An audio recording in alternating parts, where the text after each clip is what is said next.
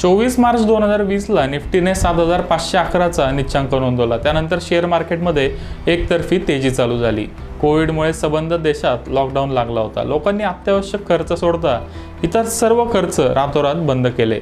मात्र त्यानंतर अर्थव्यवस्थेमध्ये के शेप रिकव्हरी आली।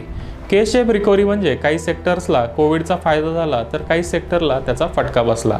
IT, फार्मा, हॉस्पिटल्स आणि ऑनलाईन बिझनेसेसला याचा खूप मोठा फायदा झाला, तर दुसऱ्या बाजूला बँकिंग सारख्या काही सेक्टरला त्याचा फटका बसला।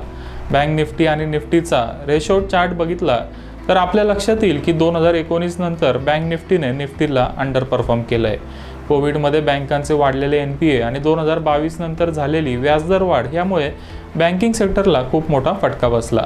मात्र आता परिस्थितीमध्ये सुधारणा झाली आहे। बँकिंग सेक्टरमध्ये असणारे NPA आता कमी झालेत आणि इथून पुढे व्याजदर कपात होण्याची शक्यता अधिक आहे।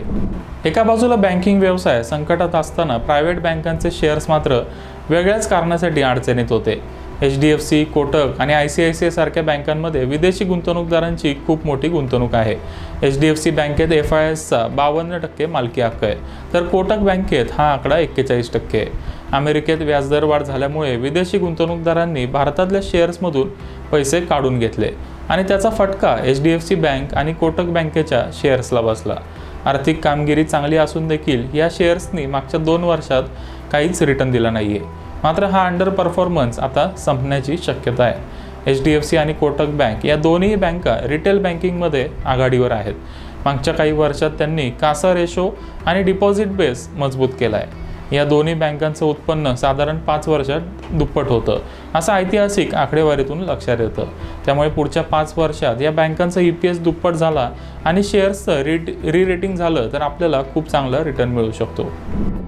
एका बाजूला सबंध बँकिंग सेक्टर अडचणींचा सामना करत होता, तर दुसऱ्या बाजूला व्ही वैद्यनाथन यांची IDFC फर्स्ट बँक मात्र या सगळ्याकडे दुर्लक्ष करत व्यवसायाचा विस्तार करत होती।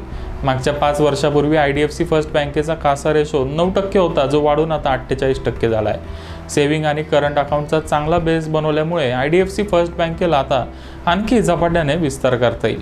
पुढच्या 5 वर्षात बँकेच्या उत्पन्नात चांगली वाढ होऊ शकते। असं झाल्यास हा शेअर मल्टीबॅगर होऊ शकतो। त्यामुळे आपण HDFC बँक, कोटक बँक आणि IDFC फर्स्ट बँकेच्या शेअर्समध्ये टप्प्याटप्प्याने गुंतवणूक केली तर पुढच्या 5 वर्षात चांगला रिटर्न मिळू शकतो।